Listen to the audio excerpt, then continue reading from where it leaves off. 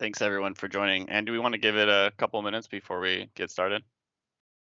Sure. And while we do that, I will introduce myself. For those of you who don't know, I'm Ann Martino. I'm the Associate Director for Strategic Research and Analysis, and I'm one of the folks who has been leading the effort to redesign the LTSS system. It's an interagency effort.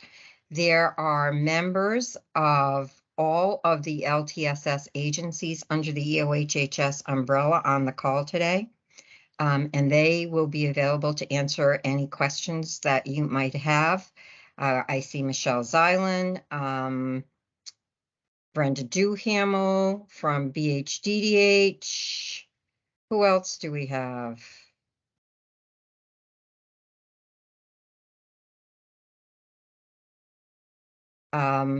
We have Dustin Schmidt, who's with us and is one of the vendors that's providing us technical assistance on this particular set of activities. And we also have Elaine Charnier who's helping us manage this whole project. So I'm sure other folks from EOHHS will be joining. We are going to ask, if possible, you could save your, well, you can put your questions in the chat, but our goal is to answer those questions at the end.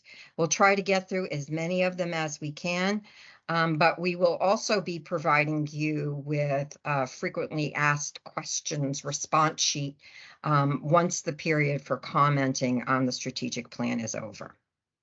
So we'll give it another minute and then start the presentation.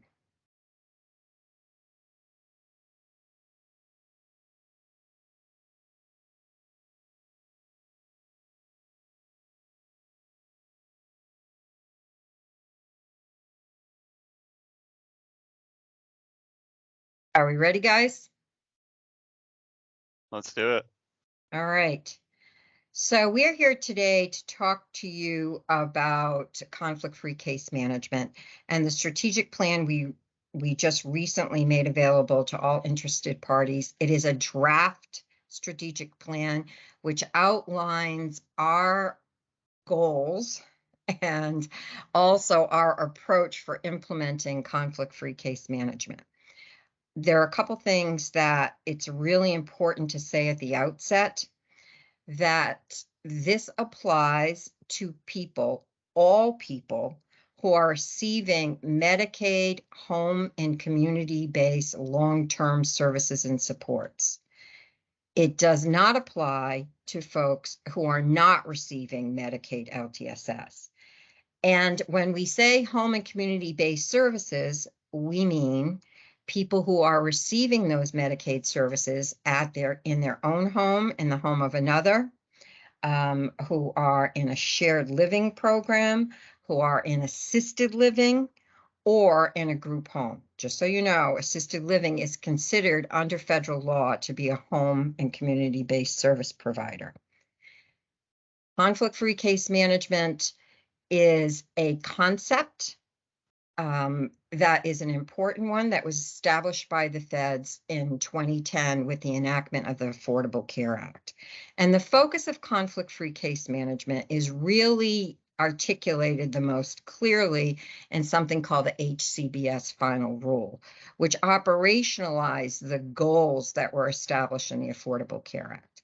And essentially, there are two components of the HCBS Final Rule, both of which are designed to ensure that people who are receiving HCBS, Medicaid-funded HCBS, are provided with high-quality services, that there is sufficient oversight, and that the process of administering those services and delivering those services and planning for those services is conflict-free.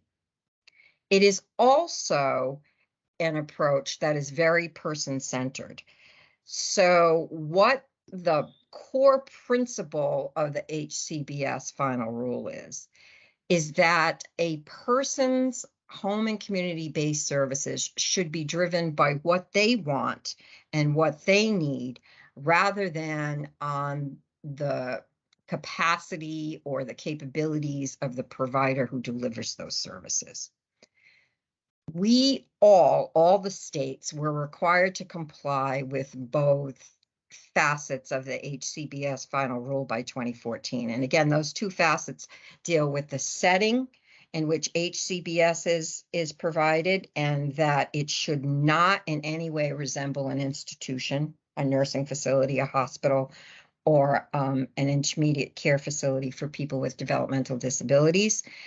And on the second part of that, which is what we are focusing on here, that the services that are provided are the result of a person-centered planning process, and they are managed in a conflict-free approach. And conflict-free means that there is no fiduciary overlap between the entity that is developing the plan and overseeing the plan and the entity or provider that is delivering the services. Okay. So why are we doing this? We are doing this because A, it's the right thing to do, and B, because we have to. Like many of the states out there, we did not come into compliance with the final rule for a variety of reasons. But last year, what the feds actually did is that they incorporated that set of regulations into Title 19, the federal Medicaid law. And that creates an additional burden on the states. What's at risk now is whether or not a state will receive federal matching funds if it's not fully compliant with the core requirements of the final rule. We are not, as I said before, as many other states aren't. So we essentially had until March of 2023 to come up with a plan. The feds recently told us, and when I say the feds, I mean our federal partners at the Center for Medicare and Medicaid Services, which is part of the U.S. Department of Health and Human Services, and which oversees the Medicaid program, has told us that we will have to develop a corrective action plan, which identifies what the milestones would be, what the infrastructure will be, and how we will actually deliver these services in a way that ensures that they are person-centered and conflict-free. When we are talking about delivering the service, we are carving out person-centered planning and case management and referring to them together under the rubric of conflict-free case management, just because it's easier. We informed the feds that we had this strategic plan out there, that we were eliciting comments from you folks, again, because it is a draft plan, and we informed them also that we would have a corrective action plan in place that incorporated your input sometime in mid to late January. The reason why Rhode Island is under a corrective action plan is because we have over the years developed two very complex systems for delivering home and community-based services. One that primarily focuses on individuals with developmental disabilities, the other that focuses on with older adults over age 65, and persons with other kinds of disabilities from 19 to 65. Those two systems that have evolved do have elements of what the feds require under the HCBS final rule. For example, on the BHDDH side, for people with intellectual developmental disabilities, there is a form of person-centered planning occurring, but it is not being performed in a manner that's consistent with federal requirements. It's in many instances being performed by independent plan writers, and that is not a Medicaid covered service. The plan writing and the case management have to be integrated. On the other side, for older adults and persons with disabilities, we have a fairly robust system of case management that comes through the OHA case management agencies, but it's not available to people largely under 65. And in addition to that, there is the potential for conflicts to occur because the same entities that are assessing eligibility, functional eligibility through an assessment, and that are assisting with the development of a service plan, only get paid if you enroll in one of OHA's programs. In addition to that, in the DD world, one of the real challenges is that the service providers, in this case, the developmental disability organizations, are also responsible for case management. So we do have evidence of conflicts in various different places throughout our system. Although, like I said, there are best practices. We do have a form of case management that exists to some extent on the OHA for elders and adults with disabilities. We do have a planning process that resembles the person-centered planning process in the HCBS rule on the BHDDH side. But again, they don't comply entirely with what the federal rule does. And again, this is because these services have evolved separately and not in a coordinated way.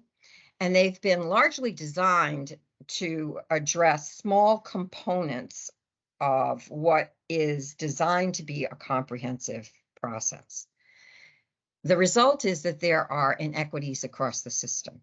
The scope of services that you get in terms of case management and person-centered planning varies depending on what door you come in, and that is inconsistent with the goals of the final rule. There are also different strategies. Each agency has its own mechanism for paying. In some cases, case management is wrapped into a single rate. In other cases, it's separate. Person-centered planning in the IDD world was being paid for separately. The bottom line is we are out of compliance, and we have to bring ourselves into compliance. And what's at risk is federal matching funds for home and community-based services, which is about $213 million. So you can go on to the next slide. When will CFCM happen? Our goal is to implement or to begin implementing conflict-free case management on a large scale in January of 2024. There may be some incremental implementation going on an interim basis before that, with either self-directed folks and with people who have intellectual and developmental disabilities that are under the federal consent decree. But our goal is to ensure that over the year of 2024, we will begin implementing this for all Medicaid LTSS beneficiaries. We are looking for your feedback by December 23rd. As I indicated to you before, the strategic plan will be updated. We will have a corrective action plan. Both of those will be made public. We are anticipating that we will issue an RFI sometime in March, and after that, an RFP. So why are we doing those things? After much deliberation, the leadership of LTSS in Rhode Island, and that includes all of the directors and the secretary of EOHHS, made a deliberate choice to have a single statewide system, one that is uniform, that ensures equity and access, one in which the payment rates are the same. To do that, we are carving out conflict-free case management. Case management will no longer be included as part of the rate for any services. Providers will not be getting paid to do case management. They still will be responsible for implementing a plan, and we are merging together person-centered planning and case management into a single service that we are calling CFCM, which is a new service because it has to meet all of the requirements established in the federal rule. Again, this is a heavy lift. So if you want to go to the next slide, we can give you some indication of where we are now. As I indicated to you before, there are several requirements associated with the federal final rule in terms of conflict-free case management. It has to be conflict-free. There is a fairly elaborate process for case management that includes a in-depth person-centered planning process that the participant has to lead with the assistance of the case manager. The case manager comes to the table after conducting what's called discovery, and really that is taking the time and energy to evaluate all of the information that's available about that participant through assessments, through any information we receive from folks on the outside, to bring that to the plan development process, to assist that participant in articulating what their goals and needs are and preferences, and then to assist in arranging the services. The role of the case manager also involves overseeing whether those services are being implemented in accordance with the plan. So this whole process is being carved out and occurs separately from the delivery of home and community-based services and the eligibility determination process. It happens somewhere in the middle. And you can see that we have roughly 12,000, excuse me, almost 12,000 folks that we are required to provide conflict-free case management for. And we are not close to where we need to be in terms of having all of the core components, as you can see here. Very little green, some yellow, lots of red. Where we need to be in terms of compliance. If you go to the next slide. So what does this mean? As I indicated to you before, one of the central issues that we have to address, one of the areas where we are most out of compliance is that there are providers who are delivering home and community-based services that are also being paid to provide case management. We have to draw a clear line between those two. We also have instances, as I said before, in which we are only paying community providers who do various forms of admin work, including application assistance and assessments. If a person enrolls, that leads to steering. That is another area where we are out of compliance. So those organizations, those providers that in where those conflicts exist, there will be changes. We will be separating out the case management, person-centered planning process from the service delivery and eligibility determination process. One of the areas where the impact is expected to be the highest, and it's somewhat unfortunate, is in the system of independent plan writers that has evolved over time on the BHDDH side. And for two reasons. One is the feds require that anybody who is writing a plan has to meet certain credentials and have certain qualifications. Secondly, who is ever writing that plan is also responsible for case management. So the system that we have in place now is not only not eligible for federal reimbursement, but it is out of line with what the federal rule says.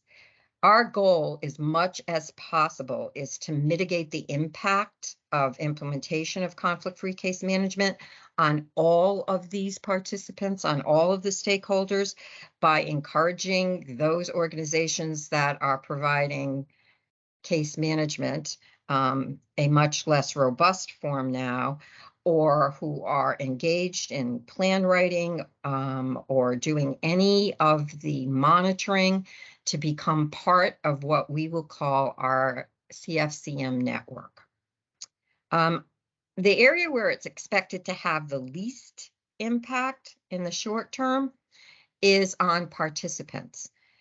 Except that, and this is very important, we will be asking them for the first time on a consistent basis all across the populations to tell us what it is that they want. We have assessments that tell us what it is that they need. But we are going to be asking people what their goals are, what their preferences are, and we are going to develop plans that articulate what people want. And we have done some of this in person-centered options counseling, which happens prior to the eligibility process. And what we've discovered is people are really uncomfortable with that. So it's going to take some time, and because this is a person-centered process, we anticipate that there will be some pushback. But ultimately, what will happen is people will have greater control over their services and how they're delivered. Next slide. Here again, you can see the total number of participants. We probably are going to be taking the Katie Beckett population out of the mix for this year. There's another initiative underway to address the needs of that population through calendar year 24. And we will be bringing them, at this point, it looks like we will be bringing them or integrating them into the conflict-free case management network in the following year. Next slide. Okay, so the process for this strategic plan, again, as I said before, it's a draft. It's also thick. It has a lot of information in it. It talks about the process. It talks about service requirements and standards, roles and responsibility, reimbursement rates, and contracts. It is essentially a guidebook to what was a planning process that took close to 3 years. It all began when individual efforts by the departments to try and implement conflict-free case management did not succeed. And they didn't succeed for a variety of reasons. But again, as I said before, the governing structure of LTSS, and this is a part of a broader effort to redesign the LTSS system to make it more person-centered, resilient, and quality-driven. This is one initiative in that larger process. It really evolved out of that and of a series of discussions with stakeholders. Brenda Duhamel led that effort with stakeholders on IDD. We also met with stakeholders on various different occasions for elders and adults with disabilities. So the plan reflects what input we receive from the community. And in addition to that, how we translated that into an action plan that is consistent with the goals of the final rule.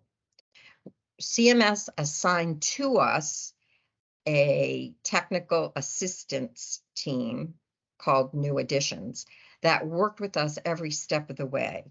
And they assisted us in determining what things that were in the original stakeholder plan could move forward and were consistent with the final rule, what things weren't, and those areas where we had some flexibility. And I think you'll see all of that reflected in the plan. Next slide.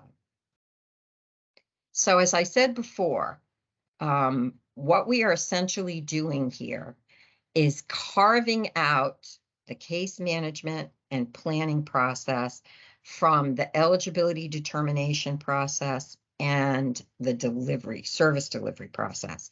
In an ideal world, we would have people coming into the system. Their first contact would be with My Options Rhode Island, which is a gateway to long-term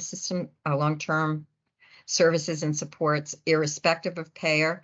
It's a mini website, and also provides the opportunity for people to do a quick assessment that will result in them receiving person-centered planning if it looks person-centered options counseling, I'm sorry, if it looks like they have interest in or a need for long-term care. Barring that, the submission of the application and the determination of eligibility are happening apart from the person-centered planning and case management process. This ensures that there are no conflicts and that people have access to the same standard set of services. No matter what door you come in, you're going to get that discovery. You're going to get person-centered planning. That case manager is going to assist you in arranging your services and is going to play a role in monitoring those services.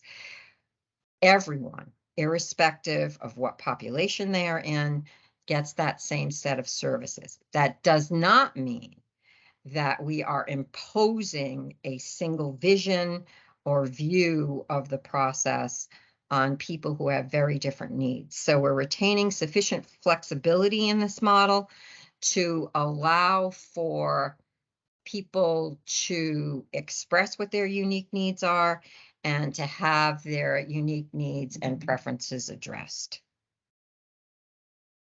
Okay, next slide. Key roles and responsibilities. As you can see, I think the two things we want to focus on here are the role of agency staff, which is not going to change dramatically. They're still the people you go to for application assistance, for assessments, for the determination of eligibility, and conflict-free case managers. And the real distinction is between what conflict-free case managers do and home and community-based service providers do. We've had many questions come up in the 3 times that we've done this, or the other 2 times that we've done this, about what's the role of the provider. Well, the role of the provider is to implement the person-centered plan. So we go through this process in which we build a person-centered plan that is approved by the agency that authorizes services. Once those services are authorized, the plan goes over to the HCBS provider.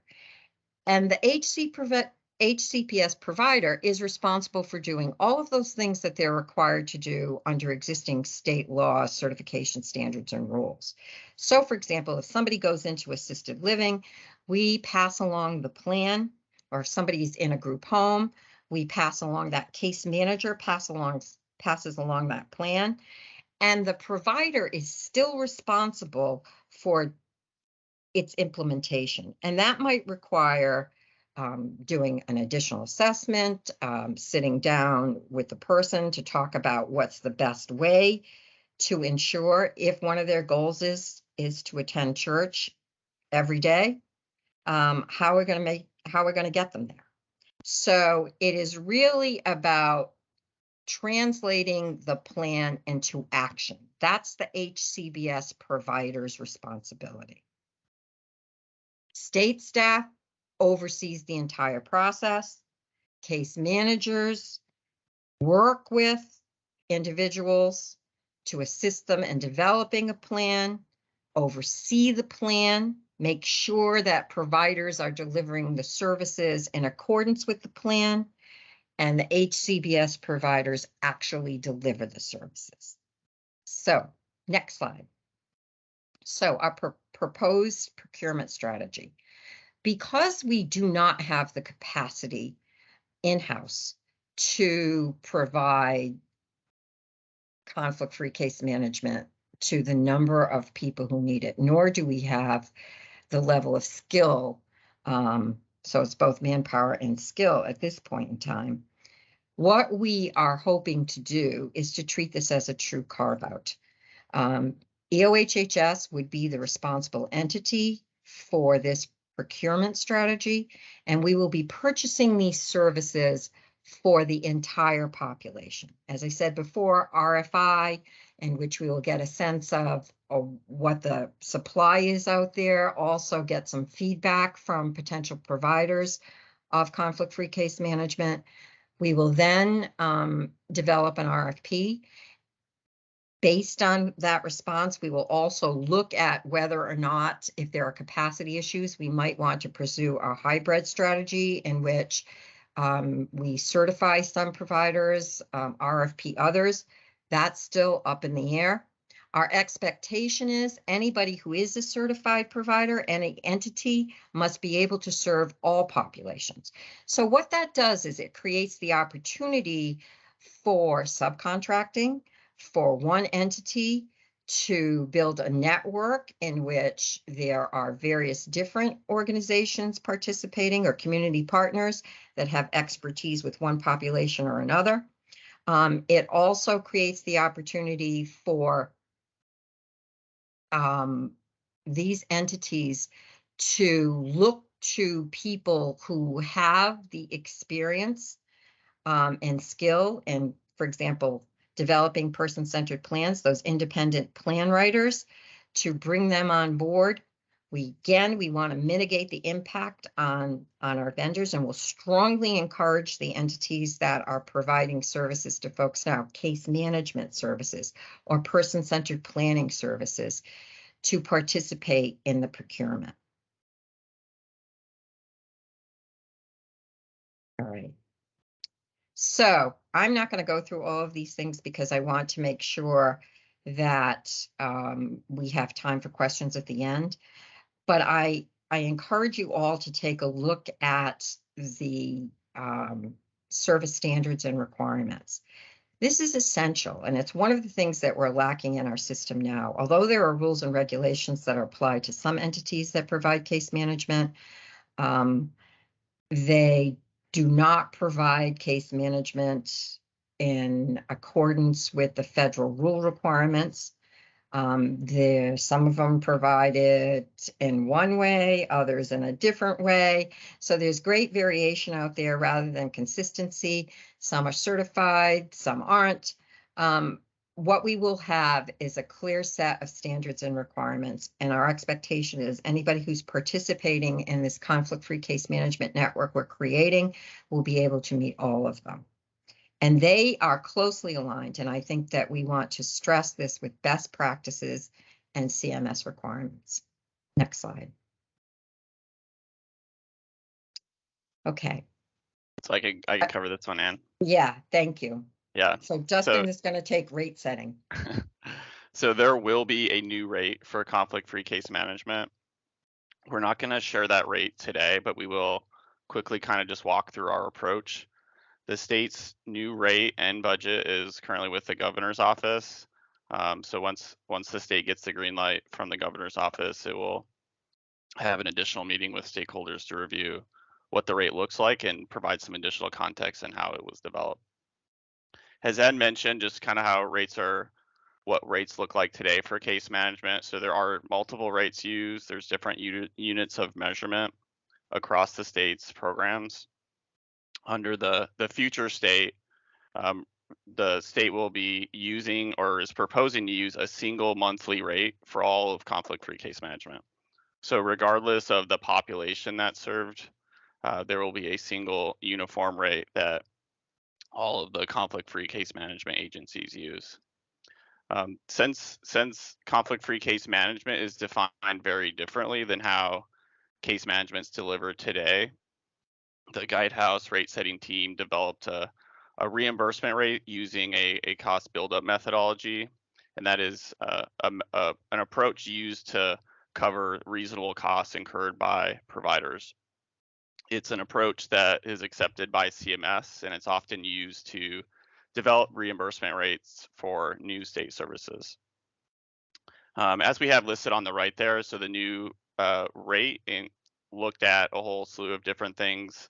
It included a review of wages of employees, staff. It included employee expenses, mileage, case manager caseloads, administrative costs, and inflation.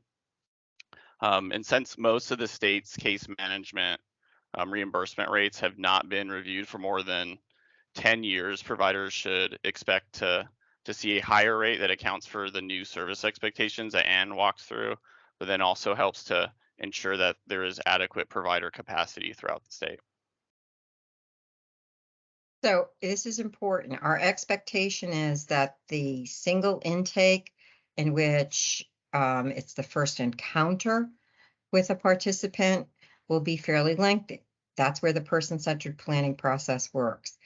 We also anticipate or we're going to require that case managers touch base with participants on a monthly basis. That might take 10 minutes in some instances. It might take an hour in others. Same rate during that month for each person that a case management entity comes into contact with. Our sense was that this assures a more steady stream of revenue than some of the other payment methodologies that were available to us. Okay, so next steps. This is the last of the 3 webinars that we are holding. We're open to doing additional work with individual entities, provider groups, if that's what is necessary to make sure that you understand what we are trying to do here and why, which I think is important. Our goal is, again, to make sure that this information and your feedback is wrapped into a comprehensive plan, which identifies where we are going to go, what the milestones are, how we attempt to resolve any issues that you raise or that we find along the way. So our goal is to have an updated version of the strategic plan available by January 31st. Whether or not we'll be able to meet that depends a little bit on the feds because we do have a corrective action plan that has to be done right around the same time. So I'd like to open the floor and see what kinds of questions you folks might have about the proposal and the presentation we've done thus far. What can we make clearer to you? How can we address your concerns in a way that's both meaningful and ensures that action's taken to the extent that we can? Yeah, since everyone on the call is muted, if you raise your hand, we can unmute you and you can ask your question. Or certainly you can ask your question in the chat as well.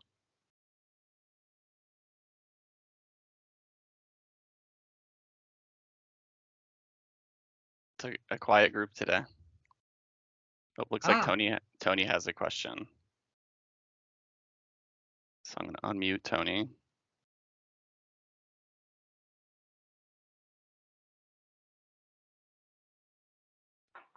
Hello, can you hear me? Yep. Yes. Hi, Tony Fernandez, Director of Residential Services at ARCA Blackstone Valley. I was just curious, how would the with the conflict-free case management, how would when we ask for additional funding in the sense of S109s, 106s, how would that process work with the case management now, or what case management is being proposed? So are you a DD provider? Yes. Yep. I'm on, Ann. Brenda, you want to take that? Sure. So, we are still working out a process for how the workflow and how that might happen. It'll likely happen through conflict-free case management as they're the responsible party to make sure that the individual's needs and wants are being met. So if there's additional needs, we can figure out how it makes sense for them to submit those requests to the state. Okay. Just an additional question to that. So, considering that we're implementing the proposed plan, the process with the, I guess we're gonna call it the new case manager, will we propose information to them, or they would, in coordination with us, then propose it to the state? Regarding the S109, you mean? Yes, 106, correct. Yeah. I think we're open to feedback. I don't think that we've established a clear workflow yet for that, but we're open to Okay. to making it work in the most simple, efficient way that we can. Okay. All right. Thank you. Other questions? Kai, I just unmuted you, so if you unmute yourself, you can ask your question.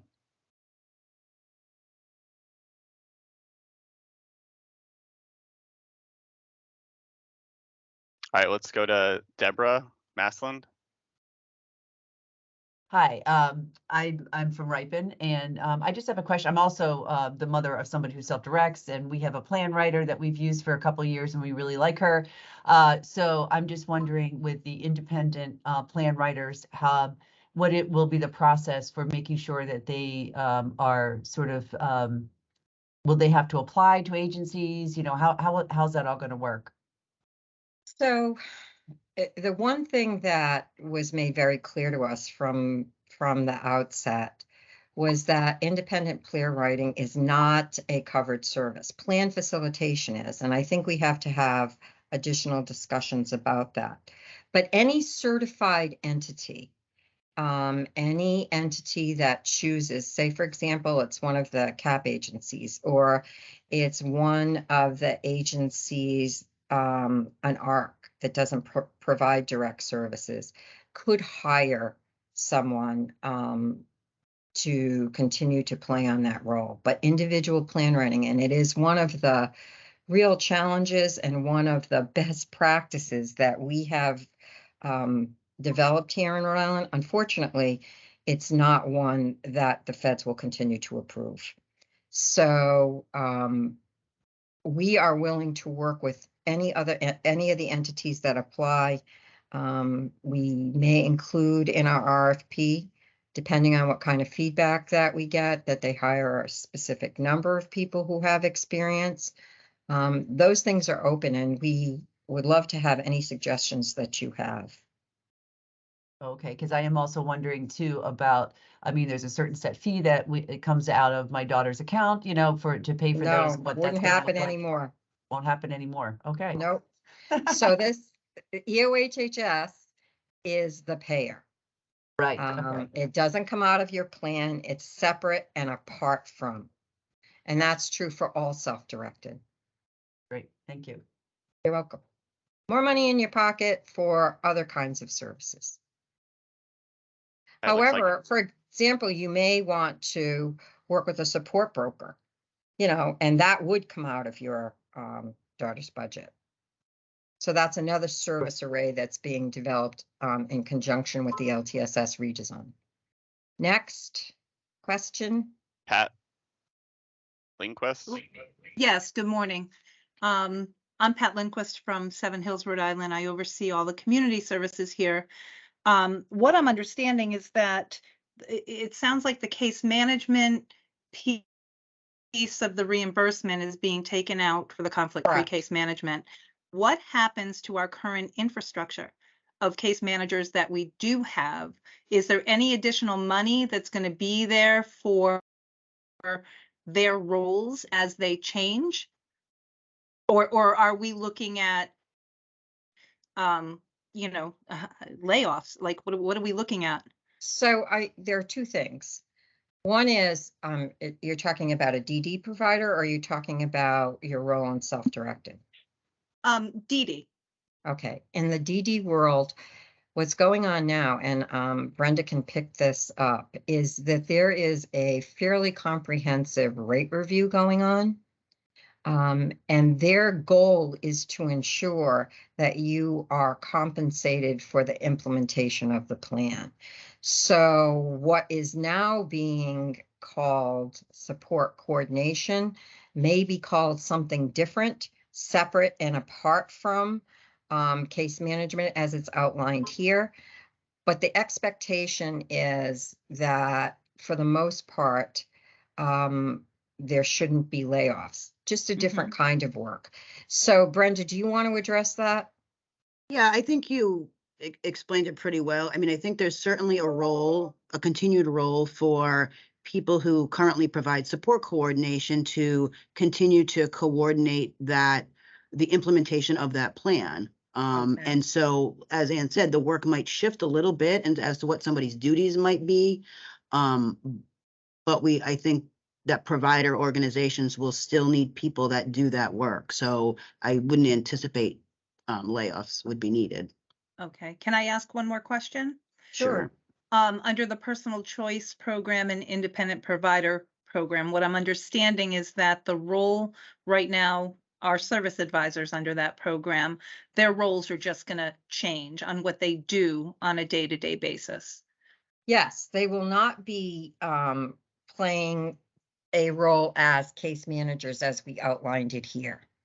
You are welcome to seek certification, but you would only be able to work with the non-DD population because you do provide direct services to the DD population, and we're Mhm. still trying to figure out how we do that. I think there is a role. We're also talking about establishing a support broker role as we go forward, which people would have the option for serving, which would take on some of the responsibilities that you do now that fall outside of conflict-free case management, helping people understand how to actually self-direct. Those kinds of things are not included under the broad category of what we call conflict-free case manager. So I think anxious to have any kind of input you have about how that would work going forward. But again, that support broker role is going to be available statewide. Okay. Let's take Whitney next. Good morning. I'm from Work Opportunities Unlimited, and we are a DD provider. And our agency also works in several other states. And I guess I'm just wondering why the social caseworker is not considered conflict-free. In many of the other states that we operate in, the social worker is the one who writes the plan, who's responsible for coordinating and kind of has that case management piece. So why can't that happen here? In general, it's a capacity issue, but Brenda, you might want to take that. Sure. So if you think about the four main roles of conflict-free case managers, right, to do the discovery, the development of the plan, referrals to paid and unpaid supports, and then monitoring of the plan, that is not currently what our social casework team does. They do attend ISP meetings, but they do not write plans. They do make some referrals. They don't really monitor the plans. So in order for us to take on all that additional activity for the caseworkers who currently now have caseloads of around 200 individuals each, we just don't have the ability to tack on more. And this is why we're looking for a vendor to do this work for us. And I also want to add that the leadership felt that the most direct and cleanest way was to have EOHHS essentially oversee the entire process for all HCBS rather than have social caseworkers for individual agencies do it, so that there would be consistency. Because the reality is that people with developmental disabilities age, their parents age.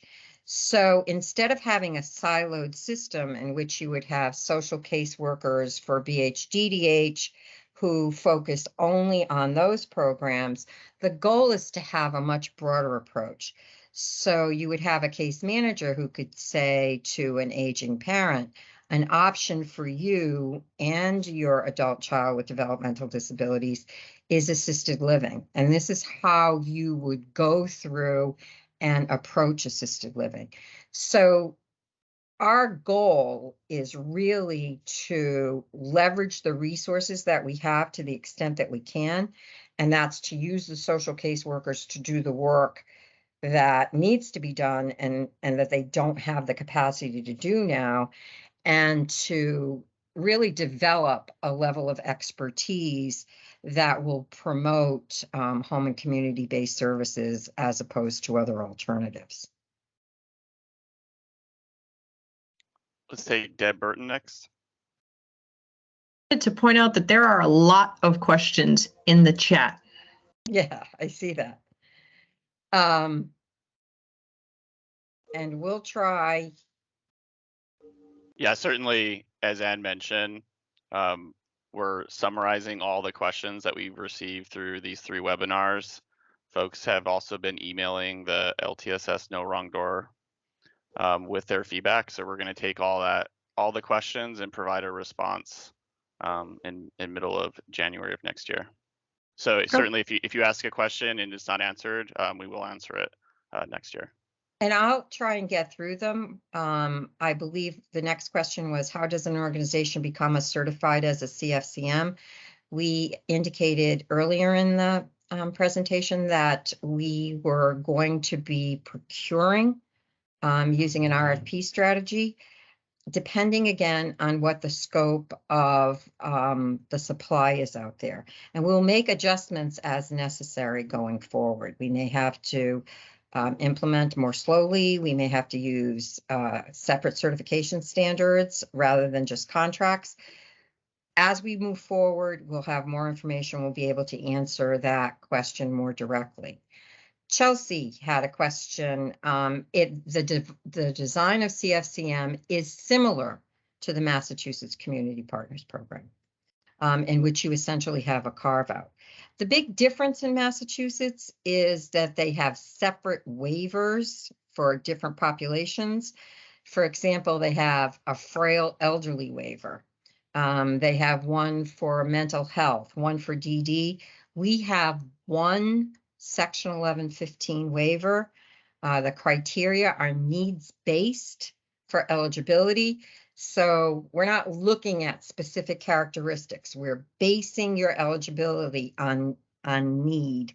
And that's what sort of separates us out from what other states are doing and puts us in a unique position to do this on a statewide basis.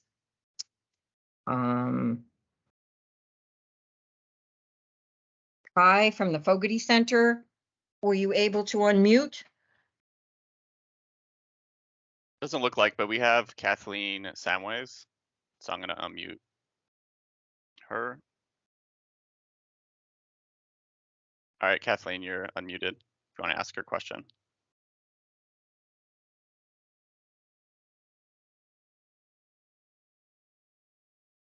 Yeah, maybe Kathleen's having similar issues to Kai, but we have no one Okay. else that has their hand raised. Oh, go ahead, Kathleen. Do I come through? Okay, great. For folks who are aging into a need for services and supports for, let's say, a dementia situation, for example, is there a system for teaching families that this is an option? Yes. Yeah. Okay. Great. Thank you.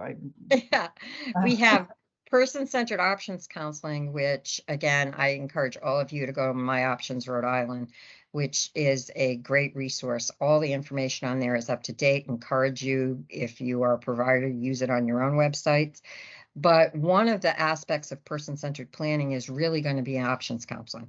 There's going to be a section of that in which the family member or the person themselves might be able to say, you know, the assessment will say what's going on in terms of cognitive capacity.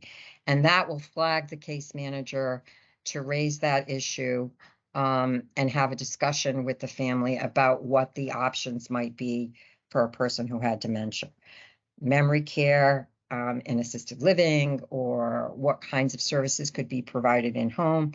So what's great about this model, again, is that we are pushing for more face-to-face discussion about the full array of options that are available to people. And what we find is if you come, the way the system is structured now, people only know about services that are for a particular population rather than those that are available to everyone based on their need. Right. So just follow-up question. So there will be outreach like through senior centers and places where there might be, if somebody has their radar up, they would be able to understand this a little bit better. and Yes. get educated about it? Okay, thank you. And I think the other thing to keep in mind is that OHA is going to be reprocuring the ADRC, and one of the goals, the point of that reprocurement is to ensure that it's a more robust approach in terms of outreach and to provide that more aggressive person-centered options counseling. Thank you. What will be the required turnaround time to contact the client between Medicaid approval and assignment to and referral to HCBS? Those timelines are in draft form and they're included in the strategic plan. We would appreciate your input. We had used 10 days. We've had people tell us that it needs to be shorter. One of the things that's happened is we have severed the tie between a determination of eligibility and the authorization of services. So there is some play in there. What we were doing was we were holding up the authorization of services until somebody went all the way through and every issue on the eligibility process was resolved. So this will create some new opportunities and new challenges. So interested to hear what you have to say about that. And this is modeled in part out of two programs, one that exists in Oregon and Washington State. Those two, they have very similar programs. And we were also looking at, you have to remember, Rhode Island is small. So we looked at an approach that was used by several counties in Minnesota. So that's where the original idea, and I'm at Wisconsin, not Minnesota, sorry. So that's where the original idea came from. And in fact, that county in Wisconsin, which is Milwaukee, has a larger population than the state of Rhode Island. So other questions, as I'll try and move down the chat. Yes, there will be a meeting down the road directly for specific agencies. Please let a representative from your, a representative in your department know if you would like us to have a specialized meeting. We're open to doing that. So if it's DD, contact Heather Mincy or Brenda Duhamel. If it's over 65, OHA, contract Michelle. DHS, someone's coming through that door, you can contact Rose, myself, or Lisa DeMoro. We are open, and if it's self-directed, your contact would be Linnea Tuttle. So we are happy to have more in-depth conversations if that will assist. Yeah, I also saw some questions about the slide deck. So the slide deck and a recording will be posted early next week. There is a question here about the entry port of My Options Rhode Island or the Appoint. The goal was to create an entry point that extended beyond just elders and adults with disabilities. Long-term care services and supports are available to all members of the Medicaid population. And in addition to that, which I think is so important, entry into the system might be for someone who is private pay. So we created My Options Rhode Island. The point is a critical component of that. They are not in competition with one another. In fact, work together hand in hand. And I don't anticipate that there will be steering. So that's a very interesting question. Yeah, there's also a question about what the requirements are to be or to apply to become a conflict-free case management agency. So all of that is spelled out in detail in the strategic plan. So there are generally agency requirements, and then there are requirements of the conflict-free case managers. And I also want to point out that there are very rigorous requirements, financial eligibility requirements for Medicaid LTSS. So the opportunity for steering is not high. If this question is about steering people towards HCBS versus institutional settings, our goal is to ensure that people get the services that they need in the most appropriate setting. We want to make sure that people who can find the services that they need in the community know what's available and how to obtain them.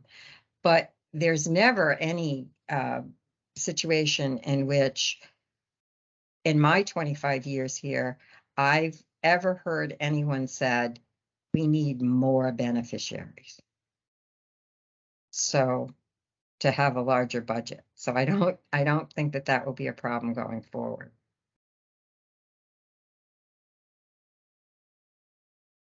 I just want to Um, highlight, and we are at time. Yep. If there's nothing else that's really pressing, we'll try and address these questions. Yeah, certainly a lot of great questions, and we'll be looking at your questions over the next couple of weeks and posting something that will be valuable for you all. But certainly use the LTSS No Wrong Door email address to send any feedback that you have regarding the strategic plan or just anything that was discussed during our presentation today. Yeah, and I want to stress that we are, to the full extent that we can, trying to leverage the resources that we have. So I've seen that there are some questions about why have social caseworkers at all. They play a critical role in the eligibility determination process that we cannot contract out. That's a state function. So I want you folks to keep in mind that case management, what we are talking about here, is a much more robust and ambitious set of services as it's been defined by the feds than what we have typically construed it to be.